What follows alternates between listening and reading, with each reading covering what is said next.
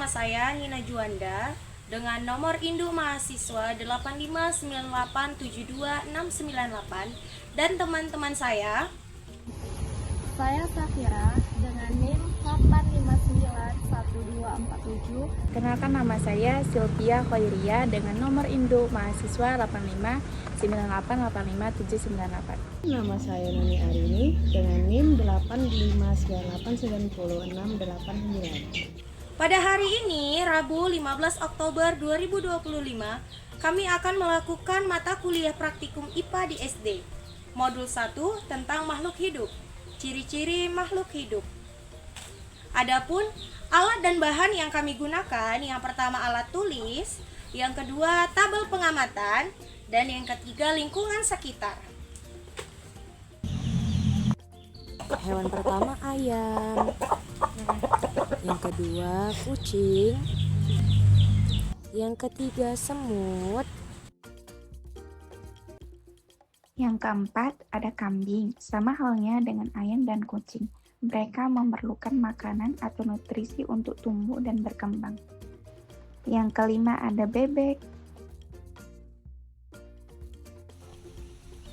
tumbuhan yang pertama ada buah sawo,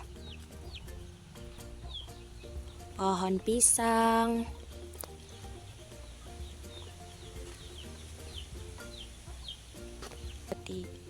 yang ketiga pohon buah manggis,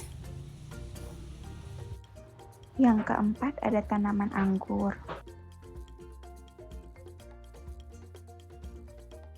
Yang kelima ada tanaman pandan. Tumbuhan juga termasuk makhluk hidup.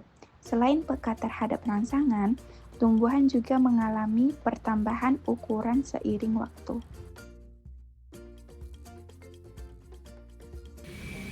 Sekarang kami akan melakukan praktik pada modul 1, yaitu gerak pada tumbuhan.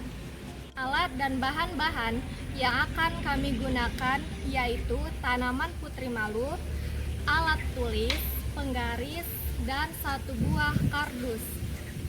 Nah, dapat kita lihat di sini adalah tumbuhan putri malu.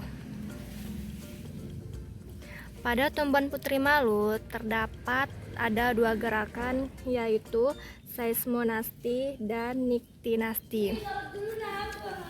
Di sini kita akan mencoba seismonasti.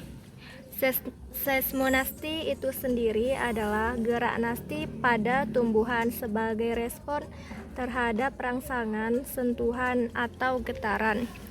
Di sini saya akan mencoba sentuhan halus, sentuhan kasar, dan sentuhan sedang pada putri malu. Saya akan mencoba sentuhan halus menggunakan roll atau penggaris.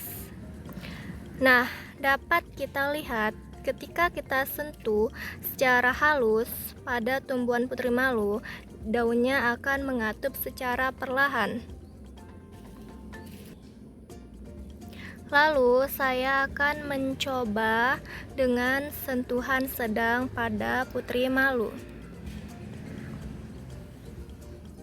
Nah, pada sentuhan sedang, putri malu akan mengatup daunnya. Lalu saya akan mencoba dengan sentuhan kasar pada putri malu. Dapat kita lihat pada sentuhan kasar, tanaman putri malu langsung mengatup dengan cepat. Nah, yang kedua yaitu gerak niktinasti, yaitu gerak pada bagian tumbuhan sebagai respon perubahan intensitas cahaya antara siang dan malam.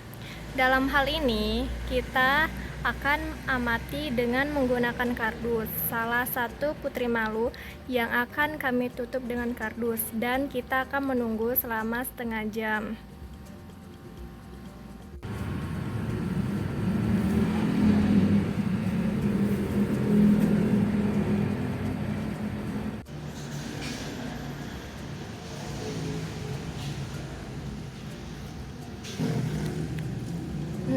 Setelah setengah jam, mari kita lihat bagaimana gerak nenasti berpengaruh pada tumbuhan putri malu.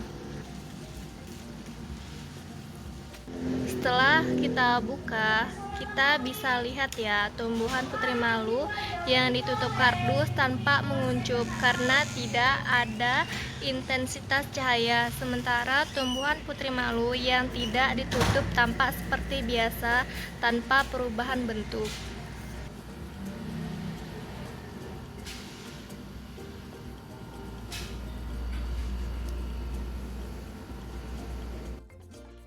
Yang ketiga adalah gerak geotropisme negatif pada tumbuhan, yaitu gerak bagian tumbuhan yang menjauhi arah gaya gravitasi bumi. Ini merupakan bentuk respon tumbuhan terhadap rangsangan gravitasi. Sekarang kita akan menyiapkan dua tumbuhan yang berdiri secara vertikal. Kemudian pada pot A, kita akan biarkan tumbuhan itu berdiri secara vertikal. Sedangkan pada pot B, kita akan buat pot secara horizontal atau mendatar.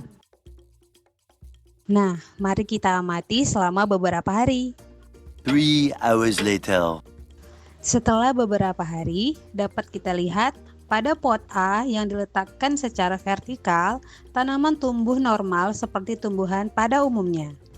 Sedangkan pada pot B yang diletakkan secara horizontal atau mendatar, terjadi perubahan pada batang tumbuhan yang berubah tumbuh ke atas, melawan arah gravitasi bumi. Hal inilah yang disebut dengan gerak geotropisme negatif pada tumbuhan. Meskipun benih ditanam secara terbalik atau ditanam secara horizontal, batang tumbuhan selalu tumbuh ke arah atas menjauhi pusat bumi. Hal ini membantu tumbuhan untuk mendapatkan cahaya matahari untuk proses fotosintesis.